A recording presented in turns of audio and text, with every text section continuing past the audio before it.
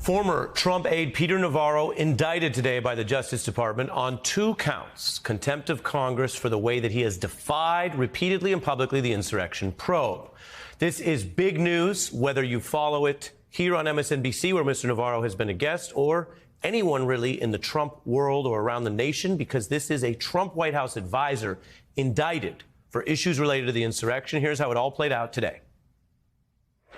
The breaking news just moments ago involving former top Trump White House official Peter Navarro. Peter Navarro has now been criminally indicted. The DOJ indicted him on 2 counts of contempt of Congress. And former advisor Peter Navarro is at this hour in federal custody and about to make a court appearance. He was issued a subpoena in February to produce documents and appear before the committee in March, but refused to do either. Wow, they cuffed him, took him out.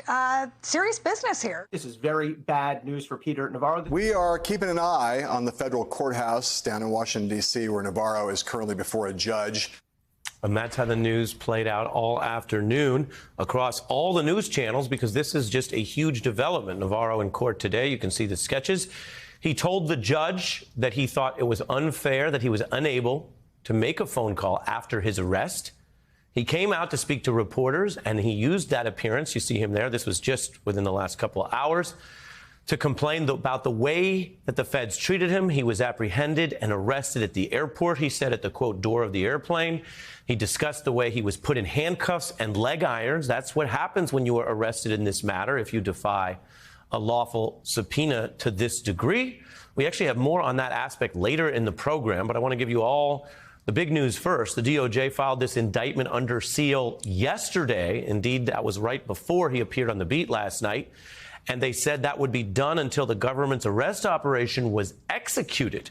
Now, that is the most aggressive way to deal with a potential arrest. And the reasoning was approved by a judge who said that basically Navarro's conduct up until now meant that there was reasonable grounds to suspect that he might flee, tamper with witnesses or evidence. That's a new crime if he did it. Or destroy evidence, also separately a new crime. So today, beyond Merrick Garland's Justice Department, you also had a judge view that risk as serious. For comparison, that did not happen to Steve Bannon. That did not happen in every arrest in the Mueller probe. That is a show of force by the government, and the view by this government that Mr. Navarro must be treated like a legal fugitive. Now, I mentioned that we now know, because this was under seal, what we didn't know last night, that when Mr. Navarro appeared here for what was his 3rd interview to discuss these issues on the beat, he was already under sealed indictment. He did say, though, at the time that he thought he was in some kind of discussions with the Justice Department. I'm in negotiations, discussions with them about that. As of today, you are discussing with the Justice Department turning over those records? No. What I did was let me say this very carefully. I have responded to the Justice Department, and there will be ongoing interactions on that to be determined. That was exactly 24 hours ago, this hour last night. In the ensuing 24 hours, Mr. Navarro has seen where that goes. He has been put in handcuffs and leg irons. He was dramatically arrested at the airport.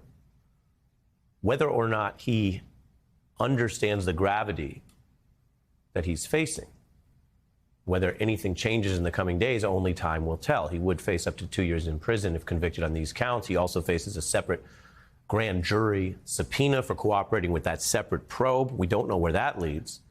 But rhetorically, Mr. Navarro talked about the fact that federal prosecutors were involved, that they do send people to jail. And here's what he said about the risk. This is why I'm fighting. So let me respond. Let me respond to you. And that's why he's fighting and prepared to go to jail. We update this chart, which yesterday showed that he had faced a subpoena from the grand jury and contempt like these other 4. But now it is only Mr. Bannon and Mr. Navarro who have both been indicted pursuant to the probe. Those other 2 individuals have not. Hearings regarding the insurrection and the investigative findings of the January 6th committee will begin next week. And on this newsworthy night, we begin with 2 former federal prosecutors who know exactly how these cases work, John Flannery and Barbara McQuade. Welcome to both of you. John, what do you think is significant about how the Justice Department is dealing with Mr. Navarro? And did his conduct and actions contribute to the assertive arrest maneuver that was made today? Peter Navarro would obstruct justice, made no bones about it, as recently as last night when you spoke with him. And then he is surprised that he's arrested for what he's admitted to on the air. I think this indictment says, no, you don't get away with such acts. The nation needed this because we need an accounting, and we've begun a process to have that. Barbara? Yeah, I think, Ari, the Justice Department would do well to have you simply invite Peter Navarro to come on your show. He has now come on your show, I think, at least 3 times and confessed to this crime. But I note that in the motion to seal this arrest warrant, they said that they were concerned not only about risk of flight, but also about tampering with evidence or tampering with witnesses. And so for all of those reasons, they thought it best to arrest him rather than have him voluntarily surrender. I think he has shown himself to be irrational and a bit of a loose cannon. And so I think for safety and integrity of the investigation, an arrest in this situation was appropriate.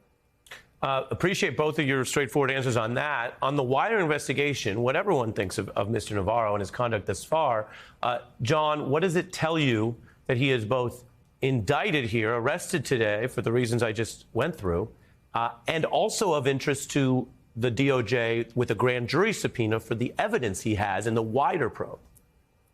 I think that's very significant. And what we have learned from at least The Guardian, I haven't seen the subpoena that is at issue in the grand jury, but it sounds like the thing they're interested in is his communications with Trump, in other words, the head of the snake. And I think that's important if you're going to test the hypothesis, who was involved and where were they involved? What did he know and when did he know it? That kind of argument that takes us back to Watergate. So I think that's significant. And that suggests that if they're asking him this question, they're asking others that question. And that is a tremendous advance if that's what it means.